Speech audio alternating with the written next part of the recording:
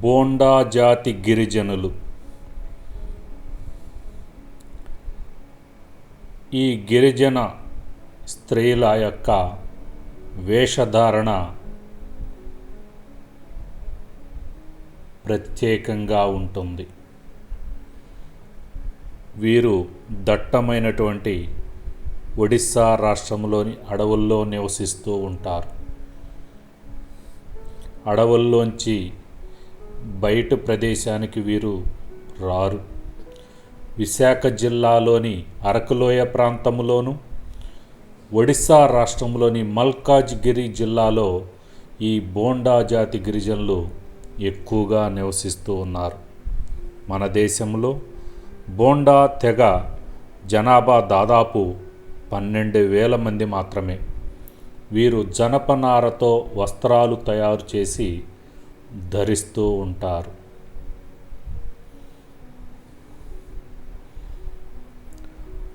ఈ బోండా జాతి ప్రజల్ని బోండోలు, పోరోజు అని కూడా అంటారు. వీరు మాట్లాడే భాషను రెమో అంటారు. ఈ భాష విచిత్రంగా మనకి అర్థము కాని రూపంలో ఉంటుంది.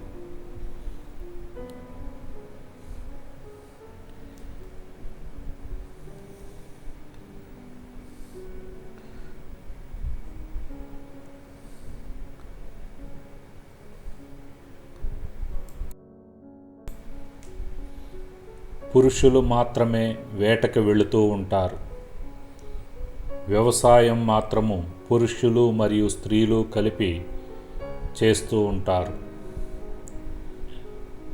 బోండో జాతి గిరిజనుల పిల్లలు, స్త్రీలు గ్రామాల్లోంచి బయటకు రారు. కానీ కేవలం సంతలప్పుడు మాత్రమే వీరు సంతకి వచ్చి వాళ్ళ సరుకులను మార్చుకొని వెళుతూ ఉంటారు.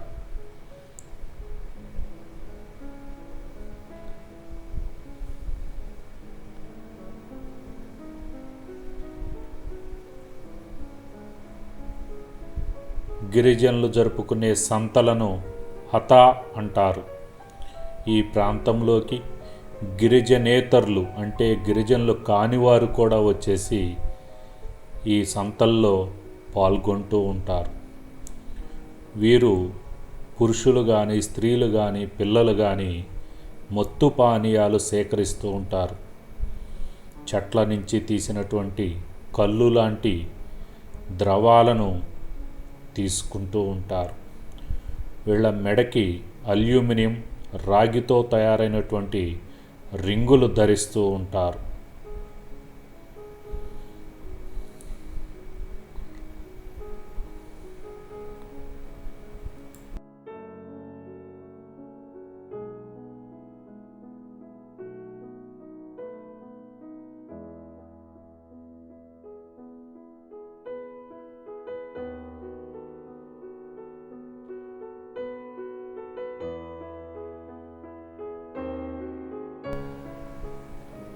వీరి గిరిజన ప్రాంతాల్లోకి ఎవరైనా క్రొత్తవారు వస్తే విషపు బాణాలతో చంపుతారు. కొత్త వారిని వీరు అసలు నమ్మరు.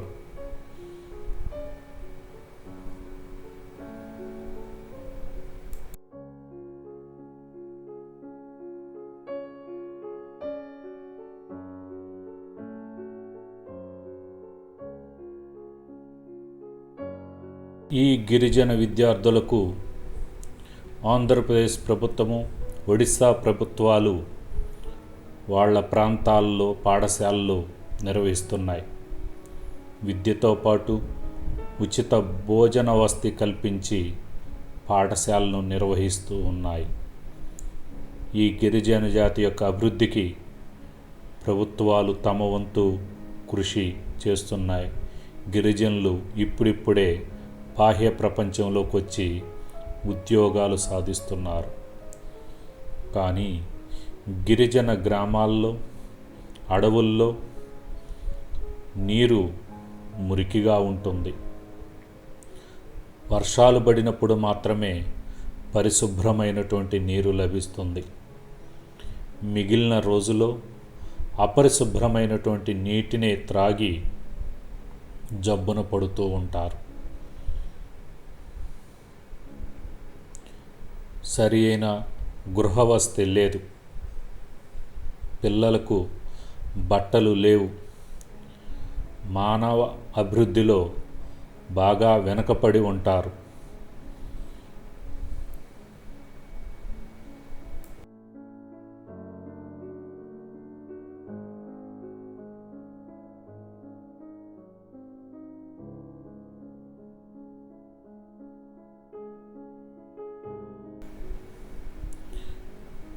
బోండో జాతి గిరిజనులు పోడు వ్యవసాయం చేస్తూ ఉంటారు.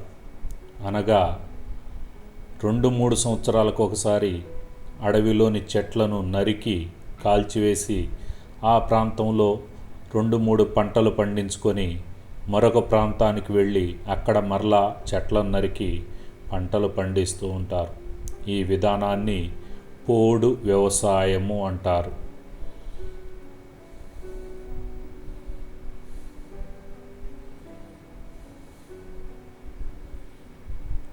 వీరి సంతలను జరిగేటువంటి వస్తు మార్పిడిని బినియం ప్రోదా అంటారు.